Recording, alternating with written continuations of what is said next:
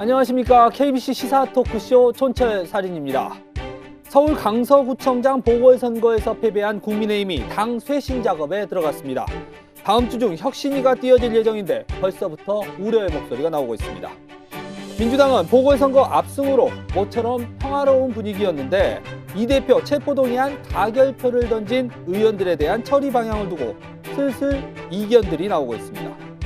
금태섭 전 의원과 양양자 의원의 신당 창당 이후 잠잠했던 제3지대 신당 창당설이 다시 피어오르기 시작했습니다. 한 주간의 이슈를 속속들이 파헤쳐 촌철살인 분석해보는 시간, 국민의힘 천하람 순천갑 당협위원장, 더불어민주당 설주환 법률위원회 부위원장과 함께하겠습니다. 어서 오십시오. 네, 안녕하십니까. 예, 우리 천하람 위원장님 네. 대구 출마하냐고 이거 물어보라는데요, 우리 작가님이. 아, 이거 첫 질문에 넣어 놓으신 거예요? 예, 야. 대구 출마하십니까? 네. 고양이 12명 말고 유승민, 천하람, 호랑이 밀어달라, 이렇게 이준석 전 대표가 얘기를 네, 했다는. 이준석 대표가 이게 이제 그냥 대구 현역 의원들에 대비해서 네. 그러니까 용기 있고 소신 있는 천하람 같은 인재를 키워야 된다 이런 취지로 얘기한 건데 네. 저는 뭐 당연히 아시겠지만 네. 오늘도 제가 순천에서 지금 달려와가지고 방송하듯이 그렇죠. 저는 순천에 열심히 다 하고 있고 네. 순천 외에 저는 아무 생각을 안 하고 있습니다. 가시면 이거 배신이고 배반입니다. 아, 알고 있죠, 당연히. 네. 우리 설 변호사님은. 제가 대구 가야 되겠네요. 그러면. 아, 그래요? 여기 또 대구에 연고가 있어요, 또 설 변호사님. 근데 호랑이세요? 네. 아, 호랑이가 아니네. 제가. 호랑이가 돼야 이거 갈 수 있을 텐데. 예. 자, 이 이야기도 이후에 좀 다뤄보기로 하고요. 오늘 첫 번째 주제 들어가 보겠습니다. 자, 김기현 지도부 시즌 2가 출범을 했습니다. 과연 순항할 수 있을지 살펴보겠습니다.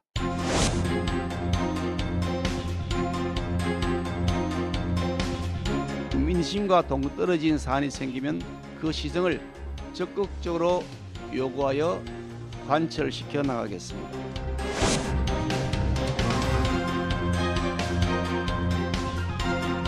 관료 생활을 한 내가 더 전문가니까 외부에서 뭐 갖다붙다 안 해도 내가 다 안다. 그런 생각을 가져서는 저희가 국민 통합을 하기 어렵습니다. 저와 또 우리 내각에서 좀 많이 돌이켜보고 반성도 좀 많이 하겠습니다.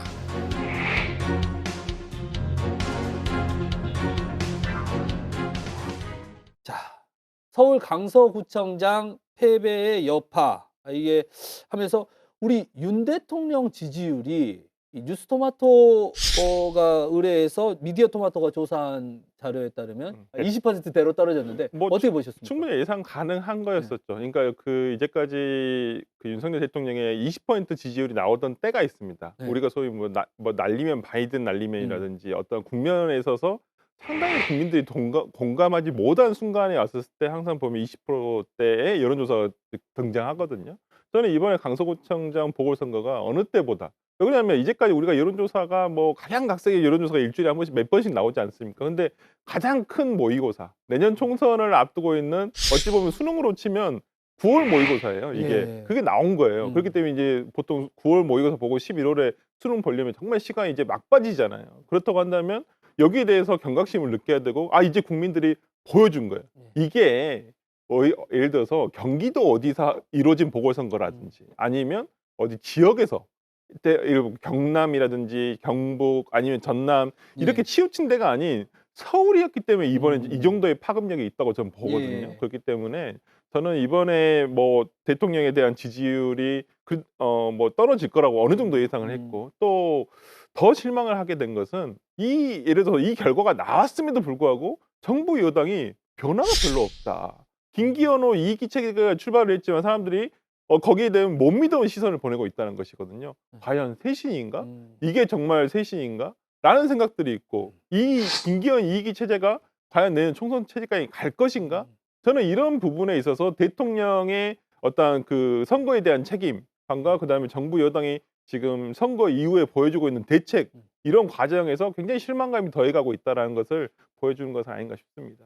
대통령 이야기 들어보면 대통령이 조금 변하고 있지 않나요? 뭐 메시지나 이런 부분에 있어서 변화된 모습을 보여주시는 모습도 있는데. 네, 뭐 일부 메시지의 변화가 있죠. 이제 이념 드라이브를 세게 거시다가 이제 보선 이후에는 뭐 이념보다는 민생 위주로 챙기자라든지 뭐 민주당 탓하지 말자라든지 좀 더 진전된 메시지가 나오고 있는 건 맞습니다. 네. 그런데 저는 아쉬운 것이 물론 이 부분 또 그 대통령의 변화이기 때문에 저도 가능하면 좋게 보고 싶은데 일부 아쉬운 부분들 뽑자면은 그게 이제 김기현 대표 만나서 한 얘기 뭐 이런 거예요. 예. 아니면 김한길 위원장이 아닌 국민통합위원회에서 음. 하신 얘기 음. 뭐 이런 거거든요. 아니 이걸 왜 이분들 앞에서만 하냐. 국민들 앞에 그냥 정말로 서가지고 대국민 기자회견 형태로 할 수도 있는 거잖아요. 예. 불편한 질문들도 좀 받고 음. 기자분들로부터. 예. 근데 그게 아니라 김기현 대표 체제를 다시 한번 힘을 실어주면서 이런 얘기를 하니까 이게 정말 큰 변화를 원하시는 건지 예. 아니면 그냥 약간의 뭐 방향 수정 정도를 얘기하시는 건지 혼란된 그 믹스 시그널을 주는 거죠. 그러니까 예, 예. 섞인 신호를 주는 게 아닌가라는 생각이 좀 일부 들고요. 그다음에 제가 좀 아쉬운 거는 이게 모의고사라고 잘 표현해 주셨는데 이번 다음 모의고사가 없어요. 예. 이제 그러니까 바로 수능이죠? 예, 이제 네. 바로 수능인데 지금 이 정도밖에 변화의 폭을 안 가져가면 한 번 더 회초리를 맞을 기회가 있다면은 괜찮아요. 아. 근데 그게 없거든요. 그러면 이 다음에는 김기현 대표 체제를 바꾸고 싶어도 되게 이상한 형태로 바꿔야 될 수도 있어요. 어. 왜냐하면 다음 회초리 맞을 때가 없기 때문에. 예. 그런데 지금 이 정도의 밖에 변화의 폭을 안 가져간다? 어떻게 하시려고 그러나 약간 걱정은 됩니다, 저도. 국민과의 소통 분야에 있어서는 그 기존의 도어 스태핑이 중단된 이후로 지금 거의 전무하다시피 하잖아요. 대통령과 직접 어떤 소통한다는 느낌. 근데 네. 도어 스태핑을 할 때도 20%대가 나올 때가 있었어요. 아, 예, 그렇기 그랬죠. 때문에 도어 예. 스태핑을 하는 게 바이든 날리면 예, 당시 마냥 그때였고. 옳은 일인가 대통령 측에서 생각을 해본다면 지지율만을 본다고 한다면 도어 스태핑을 제기하는 것이 과연 맞는 일인가라는 생각이 들 것이고요. 10년 기자회도 안 했어요. 예. 그러니까 저는 예를 들어서 본인이 기자들 앞에서 매일매일 나가서 얘기하는 것이 좀 부담스러우시고 거기에 대한 폐해가 본인이 있었다고 생각을 하신다면 저는 기자회견이라도 하셨으면 좋겠어요. 예. 자주. 예. 저는 뭐 일주일에 한 번씩 이렇게는 아니더라도 뭐 분기별로 한 번 정도는 할 수도 있는 것이고 지금까지 예를 들어서 윤석열 대통령이 대통령 후보가 정치 참여를 하겠다고 한 순간부터 지금까지 대통령이 된 순간까지 생방송 인터뷰 하신 적 들으신 적 있나요? 그러니까요. 저 한 번도 없어요. 저 라디오 아침마다 라디오 시사 프로 다 음. 듣지만은 윤석열 대통령이 나와가지고 출연해가지고 직접 라이브로 얘기하신 거 한 번도 없으세요. 그만큼 본인이 어떤 뭐 소통하고 뭐 어떤 국민과의 어떤 이런 공감을 느껴보겠다고는 하지만은 실질적으로 본인이 마이크 앞에 서가지고 얘기를 하신 적은 한 번도 없으시다는 거예요. 예. 기자들 앞에서 어떤 불편한 질문 받으셔야죠. 아니 예를 들어서 뭐 그게 받기 싫으면 모르겠습니다. 그렇게 되는 것을 바라는 건 아니지만 박근혜 대통령 때라 같이라도 예를 들어 뭐 정해놓고라도 하든지 뭔가 대통령의 음성으로 실질적으로 국민들은 듣고 싶어 한단 말이에요. 예. 저는 윤석열 대통령의 목소리를 듣고 싶단 말이에요. 근데 이게 아까 저는 천하람 위원장이 잘 말씀해 주신 게 왜 당내에 있는 사람들, 자기 편에 있는 사람들하고만 얘기를 하냐 이 말이에요. 저는 뭐 어저께 뉴스에 났지만은 국민 뜻은 무조건 옳다. 예. 저는 그걸 김은혜 홍보수석이 맞죠? 전달했죠. 홍보수석 맞죠? 네, 근데 네. 그 하시는 말씀 보고 글쎄 음. 저 말이 정말 그 두 가지 의문이 들었어요. 진짜 그런 말을 하셨을까? 예. 그리고 그 국민은 과연 어떤 국민일까? 대통령을 지지하는 국민만을 얘기하시는 것인지 아니면 정말 대통령에게 실망한 국민들도 포함하시는 것인지 저는 굉장히 궁금해졌습니다. 아이, 강서구청장 패배 이후에 나온 얘기인데 그 뭐 예. 설마 지지하는 국민만 그렇죠. 말씀하시는 예. 거겠습니까? 근데 저도 이게 대통령의 기자회견이라는 게 저는 뭐 포맷은 다양하게 할 수 있다고 생각해요. 대통령 꼭 혼자 하실 필요도 없다고 생각합니다. 예. 만약 그게 좀 불편하다면은 뭐 내각에 있는 사람들이나 수석들이나 같이 해서 뭐 한 2달에 한 번 정도라도 대통령이 디테일한 부분 잘 모르실 수 있어요. 그러면 이 부분은 장관이 좀 얘기해라. 예. 이런 식으로 해도 돼요. 대신에 지난번에 무슨 국민과의 대화 이런 거 있잖아요. 그런 거는 하면 안 됩니다. 왜냐하면 일반 국민들은 불편한 질문을 던지는 트레이닝 되어 있지 않아요. 실제로 트레이닝 된 언론인들도 대통령한테 불편한 질문 다이렉트로 던지는 거 솔직히 쉽지 않죠. 부담스럽거든요. 예. 그렇기 때문에 언론인들을 대상으로 불편한 질문을 받되 아니 내각이나 수석이나 같이 나와도 된다. 저는 그런 식으로 소통 좀 강화해야지. 그게 아니면은 우리 편한 사람들끼리 있는 오프라인에서의 소통은 그거는 국민들이 보시기에는 그냥 뭐 내부 잔치죠. 그런 거 해서는 안 되는 거죠. 자, 그 당으로 좀 더 가보죠. 국민의힘도 어쨌든 김기현 체제가 이제 좀 변했어요. 그러면서 사무총장의 이만희 의원, 또 정책위 의장의 유이동 의원. 이번 인선은 어떻게 보셨습니까? 국민 대다수가 이만희 의원이 사무총장이고 이철규 의원이 사무총장인 것에 대해서 아시나요? 아, 별로. 네. 네. 그러니까 이만희 씨를 아시나요? 이만희 씨를 하고 이렇게 이름만 얘기하면 특정 종교의 아, 왜 또 거기까지 떠올라요 가세요? 오히려. 예. 근데 제가 그 부분은 농담이지만은 그만큼 사람들이 모른다는 거예요. 그러니까 이철규 사무총장도 잘 몰랐을 텐데 이만희 사무총장을 바뀌었다 해서 와 정말 쇄신됐다 이렇게 느끼실까요? 예. 느끼지 않으세요. 당대표도 PK, 그다음에 원내대표도 지금 TK, 그다음에 경북 영천이세요. 거의 예. 굉장히 보수적인 동네입니다. 그렇기 때문에 저는 이만희 사무총장으로 한 것은 결국 지금의 국민의힘의 한계를 드러낸 것이다. 예. 그러니까 수도권에 대한 중부 어찌 보면 충청권에 대한 의지가 확장 의지가 전혀 없다라는 것을 보여주고 정말 내년 진짜 지금 서울 수도권에서 출마 준비하시는 분들은 진짜 벌벌 떨고 계세요. 진짜 이 국민의힘 이렇게 가서는 안 되는데 도대체 어떻게 선거 준비를 해야 될지 모르겠다. 아니 비단 이게 제가 어떻게 저는 이번에 뭘 느꼈냐면 강서구청장 보궐선거에서 김기현 대표가 와서 유세 연설한 거 보고 화들짝 놀랐어요. 진짜. 어떤 와 이게 진짜 그냥 본인이 울산에서 하던 그 유세 방식 그대로 하시더라고요. 메시지를. 예. 저 대통령하고 친합니다. 예. 대통령하고 친하니까 이게 우리 지역 많이 발전시켜 줄 겁니다. 이거 영남에서는 통할 수 있어요. 영남에서는 저 대통령 친합니다. 아니 광주 전남도 마찬가지예요. 예. 호남에서도 통해요. 통해요. 예. 저 이재명 대표랑 친합니다. 서울은 안 통하나요? 서울은 예. 지금 이제 거기는 진짜 분위기가 약간씩은 유동적이니까 예. 아 정말 여기 꾸짖어야 된다고 하면 꾸짖는데 거기 진짜 이 각 지역의 텃밭이 되는 곳에서는 예를 들어 우리 민주당은 당대표 그다음에 PK, TK에서는 대통령 같이 이렇게 저 친합니다 하면 끝나거든요. 그걸 유세 현장에서 김기현 대표가 강서구청에 대한 구제는 그거 그대로 하고 있더라고요. 제가 그래서 너무 놀란 게 아 정말 김기현 대표는 저래서는 아 국민의힘이 수도권 선거에 대한 그 열망이 없다. 기술적으로도 부족하다라고 느끼고 이준석 대표가 꾸준하게 얘기하는 거지 그런 부분이거든요. 예. 홍보라든지 선거 전략이라든지 이런 부분에 있어서 수도권에 맞는 전략이 있어야 되는데 그분들은 똑같이 한다는 거예요. 전략이 없다. 뭐 위기감이 커져서 그럴까요? 저희 최근에 보수 언론들, 이른바 보수 언론들도 사설이라든지 보면 대통령, 정부 또 이 국민의힘에 대한 비판의 그 칼날이 날카로워졌거든요. 왜냐하면 보수 언론들도 이번에 보면 김기현 대표 체제가 막을 내리기를 원했어요. 아, 저는 그렇게 봐요. 네, 음. 막을 내리기를 원해서 굉장히 집중 포화를 퍼부었는데 예. 어쨌든 당도 그대로 가는 모양새고 대통령도 김기현 대표에게 힘을 실어주는 모양새로 나왔단 말이에요. 예. 그러면 언론들이 봤을 때는 아니 우리가 느끼는 민심도 이렇게 매서운데 왜 직접 당사자인 정부와 여당이 이렇게 느긋하지라고 네. 지금 보는 거예요. 그래서 그러니까 더 정신 차리라고 세게 지금 쓰고 음. 있는 거죠. 그러니까 이런 겁니다. 김기현 대표 시즌 2 이런 얘기를 자꾸 당내에서 하잖아요. 예. 저는 이게 진정한 의미의 시즌 2인지도 잘 모르겠지만 아니 무슨 오징어 게임 시즌 2도 아니고 예. 그러니까 우리가 이제 보십시오. 뭐 OTT나 아니면 뭐 드라마 시즌 2가 되려면 시즌 1이 잘 돼야 사람들이 시즌 2를 기다리는 거잖아요. 그렇죠. 예. 시즌 1이 시청률 잘 안 나왔는데 시즌 2 만들어지는 경우 보셨습니까? 없어요. 그러니까 우리 국민의힘이 맨날 자유민주주의 시장 경제를 부르짖는 당인데 시즌 2를 만들려면 시즌 1이 잘 됐어야죠. 근데 잘 되지도 않은 시즌 1을 가지고 2로 만들겠다. 네.